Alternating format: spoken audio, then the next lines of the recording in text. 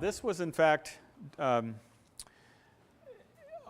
asked Ian if I could present something at a meetup, and Ian said, could maybe you look at the data that talks about us?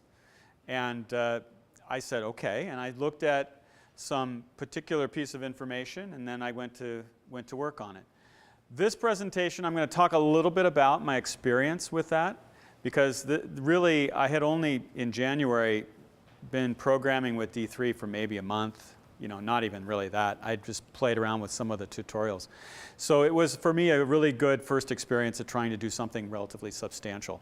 And I'll talk a little bit about my experience with that, coming at it not from as a developer or a designer, but as a business person. So thinking about it in the data terms. And then I will, I'll just show you what my agenda is here. So then we'll actually go into the spirit of this event, this meetup, which is introspection. And I did a survey, so we'll look at that, the information that came out of that. And then being a product manager and a marketing executive, I just think naturally in terms of what could be done with anything that I see, any technology or a group of people. And of all the groups that I have seen in the last year, 2 years, 5 years maybe, or more, I think this one has some of the greatest potential, and I want to share that with you because I'm very excited about what you can do as a group. So first of all, I want to talk about the inspiration. So like I said, when Ian said, well, why don't you look at our own data and tell us what you see, I looked at the gallery. So the gallery is from Christophe Yao, and his gallery is online. You can get to it through this URL. And there are almost 2,000 different visualizations marked there. And there's some information about each one that you can use that's located in a spreadsheet. And you can take the spreadsheet and tear it apart and maybe see what you can find. So I did that. And I started to examine it, right? So this is where it gets interesting, right? Because the first thing you do, at least the first thing I do when I get a data problem, is I start to just look at the data set. You just show me the data, right? So the first thing I do is I get it into Excel. Now, how many people actually use Excel? Does everyone use Excel? No, maybe less than half of you guys. So I like Excel because it lets me look at something in an overview.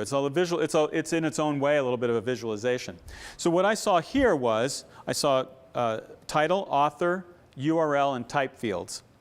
I also saw some other fields I didn't need, but I can toss those out. But those are the 4 that I really wanted to examine. And I saw when I looked at the URLs, I thought they were very intriguing, right? So there was some interesting information about the URLs that made me think that maybe there was something that connected these visualizations to each other. And then I started to look at the titles, and I saw duplicate titles, which was also quite interesting. And then I looked at types, and I saw, wow, this is really interesting. Can I use the types? And my mind immediately goes to thinking like a product manager, and I think, wow, can I come up with something about this technology which I think is actually really valid, which is that your ability to create complex visualizations comes from all the functionality that's in this library, right? So maybe there are combinations, visualizations with combinations of types. I'd like to see what those are and like to see where we can go forward. So I did that, and then I saw that there were not very many types actually added into the database, and they were all hand added. So there was not a lot of consistency. Or there's some consistency, but it's not as much as I would like to do analysis. So I said, well, maybe not that one, but look at what these domains tell me, and maybe there's really an opportunity for domain analysis. So then I started going down into the counts, and this is where I think most of you are probably familiar with doing your data stuff. You get into Python, right, and you pull out pandas, you bring it in, and you start doing counts of the different fields. So here's where I got, I think probably the most interesting thing for me was, yeah, types. There's a lot of missing pieces here. There's just a lot of these no information. I don't even know how to add the information, so I can't do that visualization. I have to stop and move on. But what I can do is I have author information, and I have all the URLs, which means I can get the domains. So I can do something interesting like take the authors and put them in by domain and get a sense for where people are using their visualizations and why.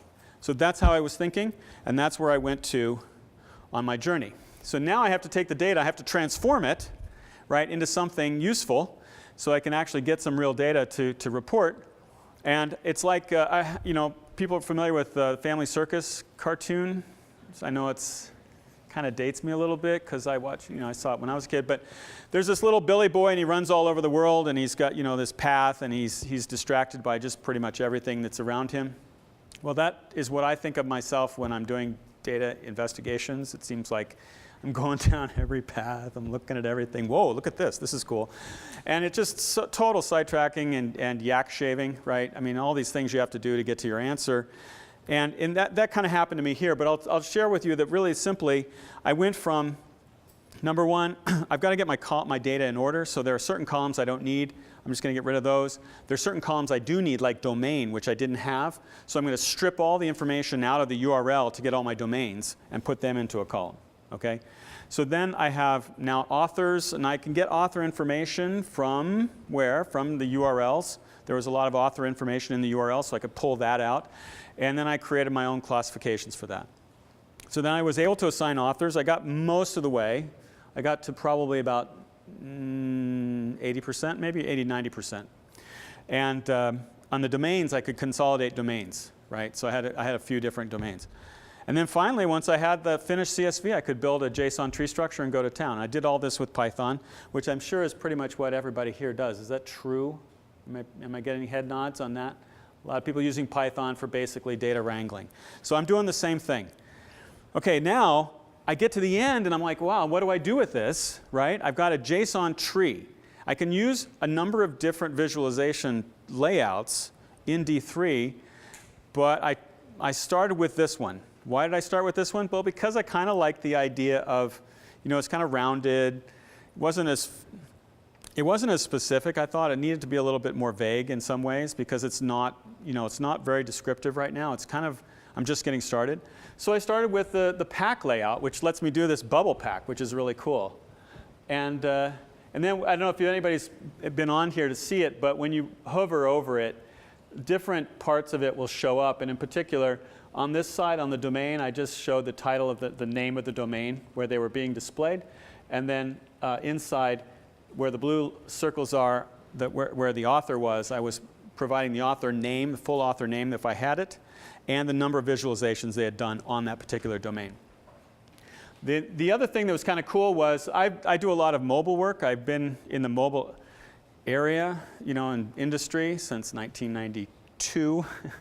So I end up I think first in terms of mobile. So the first thing I said was, I've got to be able to resize this so it fits on an iPhone or one of those Android, PDAs or something like that. So I was thinking in terms of that.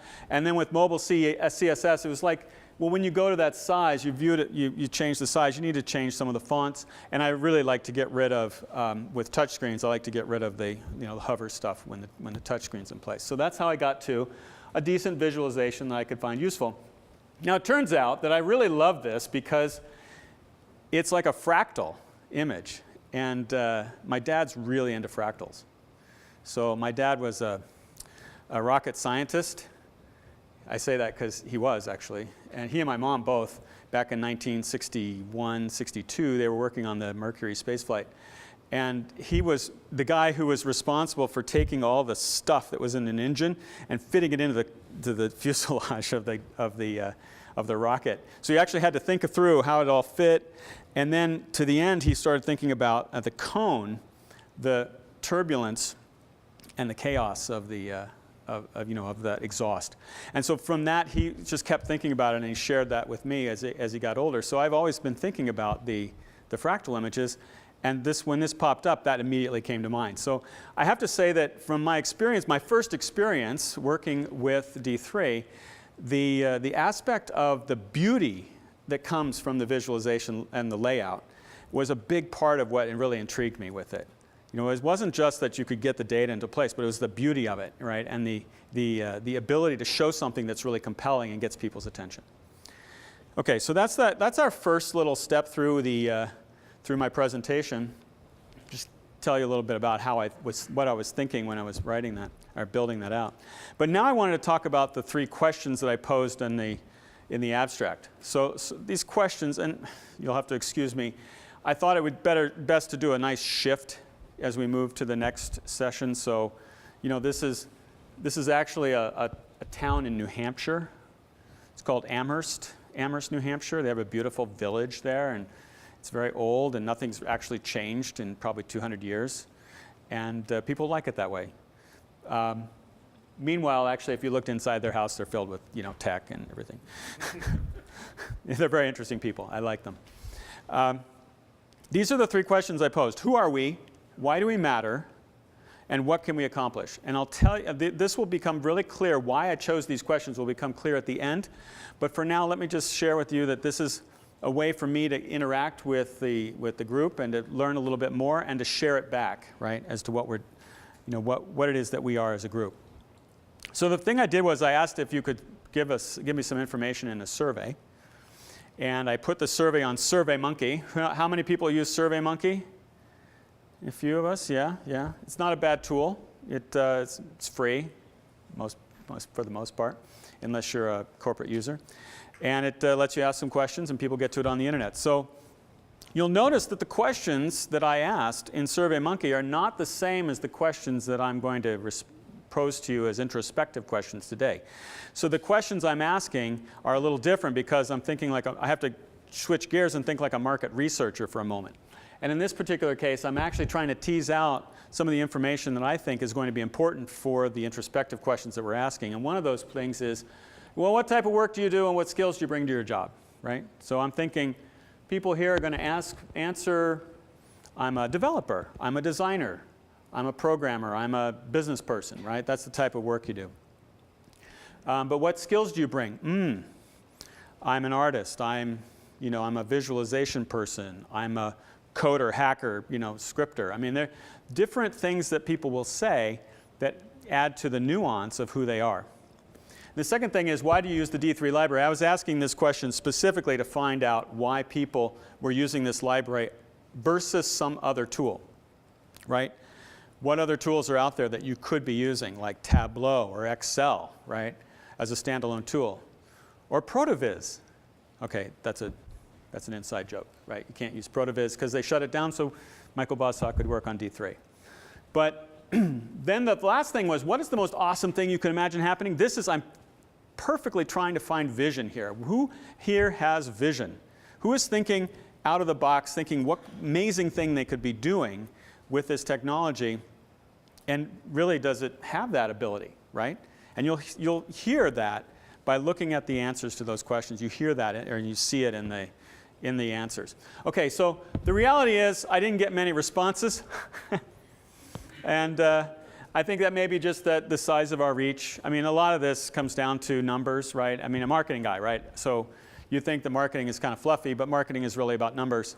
And in this particular case, when we first set up the meetup went out to 160 people. We immediately got about 5% of them to respond, which is actually probably not so bad in terms of click-through and actual conversion. Conversions typically are about 5%, 5 to 10%. So we actually did pretty well. So I said, okay, next we'll go out to tweets. I did a few tweets. I don't have a very big, my Twitter universe is not huge. But Ian's is much larger, so I asked him to help me, and he immediately got some more. So we ended up with a decent number of conversions on that. And then I went from there. I said, well, maybe the Reddit group is going to be into it, and they were sort of into it, but not much. But I'll tell you, what's interesting is that the Reddit group was actually very different. They were from UK or other places around the world, and they were not thinking in terms of developer and designer. They were actually thinking more in terms of applications, and they were maybe a little bit more like people were like a professor trying to solve a problem, in a particular area of research, right? Not really thinking about it in terms of development like we are, but thinking in terms of application. So that was actually quite interesting. Okay, so moving on. I'm going to keep this moving so I don't run out of time. Given that I didn't have enough information to actually give you, I think, the best possible response, I said, well, where's there more data that I could use? And I looked at the meetup, the little messages that you all gave in the meetup. So I grabbed each one. Now, I don't know, I apologize, I don't know if I can find a way to actually grab those and get those through an API. I didn't see it online, and I didn't have time to go ask, so I just cut and paste. I know it's hard work sometimes, but 15 minutes go by, I'm sitting there, cut and paste, cut and paste, cut and paste. But I got it. And then, but then I had another, another CSV file with 3 columns because I took the stuff that I found there and I put it into the 3 columns using my own, assessment of who, it was somebody describing who they were, somebody describing why they liked D3 and why it was different, and somebody that's thinking about what they were doing with it, right? So I carved those out, and then I wrote another Python script, right? Only this time I wrote it with a classifier, so I had keywords, right? And the keywords you'll see on the side here, these are some of the keywords. These are just a subset of the keywords that I used. Because I saw these keywords in there, I didn't actually do a machine learning, investigation with classification because I didn't have time.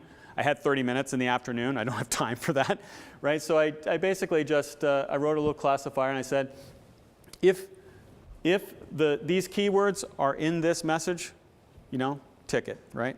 So that's all I did. So what we found was there were 130 mentions of these visualizer keywords, 93 mentions of developer, 51 student. So you get the sense of what are the groups of people, what are their interests, right? And what are they like? So this is actually quite interesting because I think what's really interesting here is the visualizer is who we are. If those keywords showed up the most, that's who we are. We are visualizers. We are people using this tool to make visualizations. Some of us are developers. Some of us are data analysts. Some of us are students learning about this technology who might also fit in the other categories. But you'll notice that the number of actual business persons, it's pretty small. This is not a market that's going to start to be overrun with business people in the next 3 months, right? It's a group of people who are much more motivated to building the visualizations. Okay, so who are we? Well, I'll tell you, I went to the D3 Unconf. How many people did? Everyone? Everyone? No, okay, not everyone. The Unconference was really, it was the most awesome thing I have done in the last year, absolutely. I mean, don't tell my kids that. I went to some events they had. They were really great. But for me personally, as a business professional, this was the best business professional event I had done. And the reason was because I was required to show that I could do a visualization before I even walked in the door. So the only people there were all people interested in building those beautiful images and graphics, and doing so with the data underlying it. And so this is where I came away with, because I was there, I got a sense for that experience. I had that feeling for it, and I could take that experience and that feeling and combine it with the data that I was able to find, and I can come away and say pretty clearly that we are not just visualizers, but we're also storytellers, and that we like to identify what is in the relevant detail that's in the data and use it to make something happen in the world.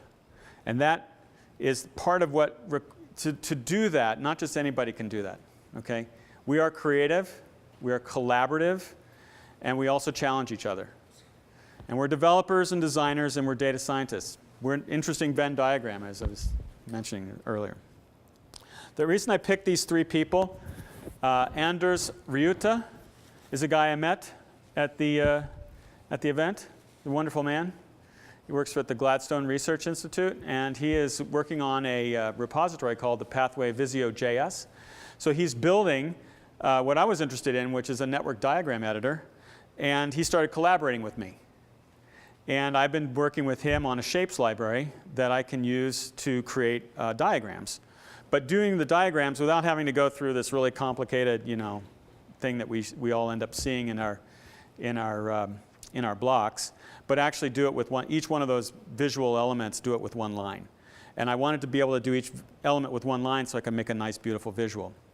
So I'm still working on that, and I will share what I'm doing with you in that same collaborative vein. But I'm telling you, most of the technology I'm getting for the shapes, I'm getting right from Anders. So I love that he was very open and very collaborative and willing to work with me, and I appreciate that. Another person I really appreciate was Kai Chang, who goes by the name of Syntagmatic. And he was wonderful. He came right up to me, and he was showing me some things that you could do with the technology. He has actually, on Exposed Data, he has .com, he has quite a few of these really interesting approaches, very focused on getting the data in. And I love that part. The other person I sort of met, I didn't have a chance to talk to a lot, was Galicia, who has another name which I won't divulge here. Maybe it's secret or not, I don't know. But I think you can find it if you look online. But I really loved what she talked to, I kind of heard what she was talking about. I was paying attention. And later, when I was doing my Twitter universe thing, I saw her interacting with her father through Twitter. And her father is a really cool programmer guy, hacker guy. And I could see that, intergenerational interaction there. And that was another part of what I think about when I see a good community. A good community has people really engaging everybody. And that to me was a real special, that's a special thing I could see in the community of D3. Okay, so why do we matter? Now this is the part where I think in terms of how this particular technology is better than some other technologies and why it's going to have a home, why it has a sustainable life in the universe of technologies that are on the web. This technology, and by the way, these terms that I put here were all reflective of content that I pulled out of the survey. Now the survey is not definitive in any way, right? It's a very small subset, but it does give me a lot of words that help me to understand what makes this different. It's more of a focus group versus a survey. If you think about it, it's really more of a focus group. So what I got from this was things like it's comprehensive. It has all the functions I need. It has visual functions, right? It has functional data functions. It has a lot of what shows up in jQuery, right? It has so much I need to build a visualization all in one place. I don't have to go anywhere else, so I want to stay here and work with the tools. It's relatively easy to use. It's extremely consistent. It may not be perfectly documented, but it's actually pretty consistent, and that is a key, right? I mean, how many people here learned C and Unix and really benefited from the fact that it was pretty consistent, even though it's terribly, obtuse when you first get into it. Once you learn something, you remember it and you use it again. Okay, so it's very flexible. You can build almost anything with it. And I think this, of the things I'm talking about, being web standard and open source is so crucial here. These visualizations that we build can really be deployed around the world immediately, and they can be extended, and they can be connected to databases. I don't know of anything else that even comes close to this. And that, to me, tells me that you can build these unique, beautiful visualizations that mix imagery and live data, and you can update them, and you can tell compelling stories with them. And that's the key here. And that's what I think is what really makes this technology different from any other technology, at least for visualization. Okay, so what things can we accomplish? Now these were just like 8 different or 7 different points here that were made. And I collected from the, from that visualization or that vision statement kind of column what things people could do. And I want to say that the thing that I put in the middle was widespread data literacy. But I think a lot of it is that when you have this ability to look at huge data structures and you have the ability to understand complex patterns with a visualization, that to me is probably the most critical thing.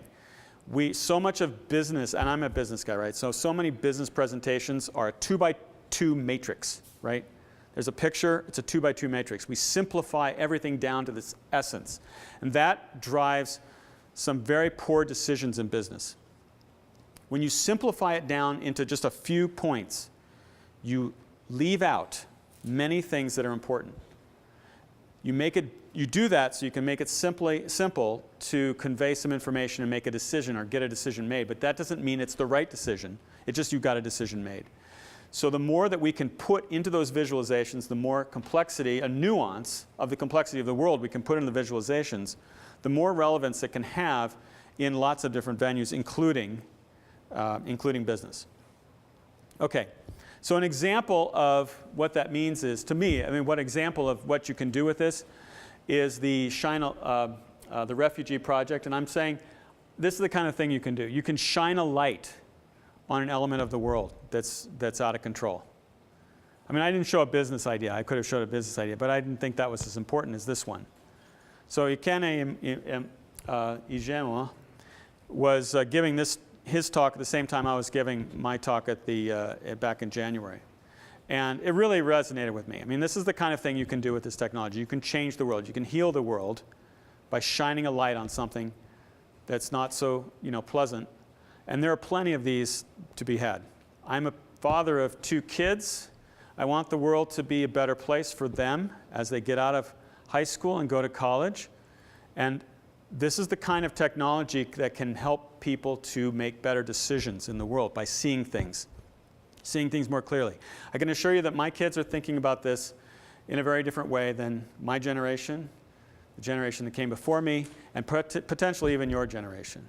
But I know that this matters, so I share that with you because that's one of the reasons I'm excited about this technology.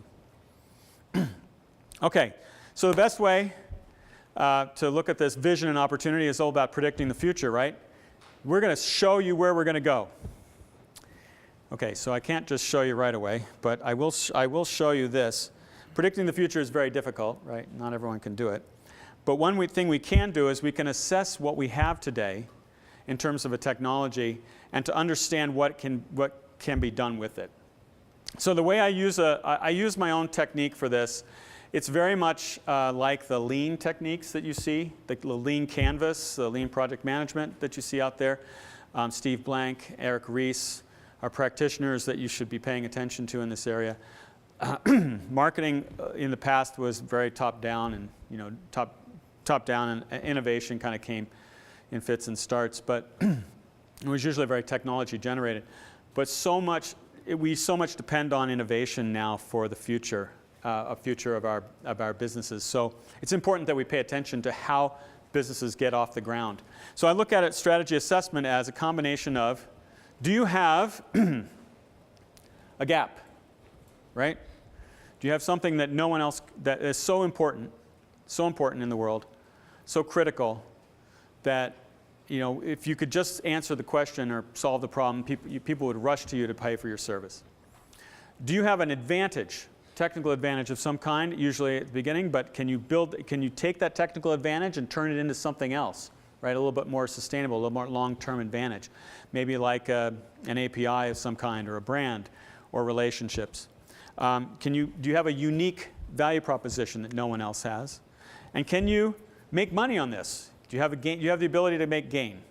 And finally, can you execute? So those 5 points are what typically every investor will ask you, or will get down to by the time they put some money into your company, if you're getting a company off the ground. Those are the 5 things they're looking for. If those things are present and they are consistent, you will get funding and you will be successful. If they're not, if anything's missing, or if it changes 3 months into it, you have to change, otherwise you won't make it. Been there, done that. So what I see in this community, the first thing is the gap is visualizing big data. Nobody does it really well right now. There's a huge need for it. There's so much data now, we need to find ways to put it in perspective, to get it, to make sense out of it, to see it, to understand what's going on with it. So I know that to be a pretty big gap in the market. And you can see all the investment in big data. Big data is a huge term that people are using. It's also hit its trough of disillusionment if you look at Gartner. And the trough of disillusionment means that they have a problem. Big data has been hyped for a few years now, and it's not delivering as much value as it needs to. Do we have an advantage here in the D3 community? Yes, we are an open source technology leader. I don't see that changing. I think that's actually a pretty significant thing, and I think that comes directly from Michael Bostock and his investment in this area, plus the community members and your investment in it. The unique value proposition is a comprehensive, flexible standard library. It's what people said. It's every bit that. I can appreciate it from having written some visualizations myself, things that you could do that you can't do with a Tableau or Excel or anything that's off the shelf. You just can't do it. And that's why this is really exciting, because you can put so many combinations together. Okay, finally, we come down to the home stretch here, and is there a way to make money in D3? Because it's an open source library, we're not making a lot of money selling open source, are we? Nobody makes money selling open source. But we all have day jobs, and we use our day jobs to pay for that, and we use the technology in our day jobs. That's great. That's awesome. Okay, finally, we have technical expertise and an engaged community. I do think we have value there. The only place I would see any weakness here is in that community side. I mean, the part of where we are contributing new technology to the library, I don't see as much of that as I do see Mike Bostock and a few people adding more technology. that's the one place I could see maybe some more things happening over time. But otherwise, I think for now, and it's certainly at this time in the life cycle of this technology, I think it's well on its way. So that's where I see, that's very positive about it. Okay, so the best way to predict the future is to what? To create the future. You can't really predict the future. Nobody knows what's going to happen next. So if you get in and do something, that's what happens. I mean, really, literally. You decide you want to do something, you go make it happen, then it will happen. So I ask all of you to just go and create the future. I put the big picture of the Earth in there because I really do feel like the big problems here are problems of, well, look, let's be serious. There's 7 billion people on the Earth now. There weren't that many people when we were born, right? 7 billion people. There are a number of issues going on because there are 7 billion people in the world. This will be the defining part of our generation, the generations to come. What do they do now that we have this explosion of population growth? We have opportunities all over the place because we understand new technologies in such a way that we never have before. Did we use them properly to give ourselves a better foundation for the future? Okay, so that is the end of my talk. Let me just share a little bit with you about myself. I haven't really talked about myself before. I've said I was a product manager and a programmer, and that I am actually a marketing executive who has computer science background, who has built a lot of products and launched them over the years, usually one of the first to get to some industry. So I am available now as a virtual marketing executive, a CMO, whatever you want to call it, but I can join a startup team on retainer and do that with a few clients right now. So if anybody's interested, you can talk to me later. But otherwise, I'm just glad to be a part of you and to contribute. So thank you very much.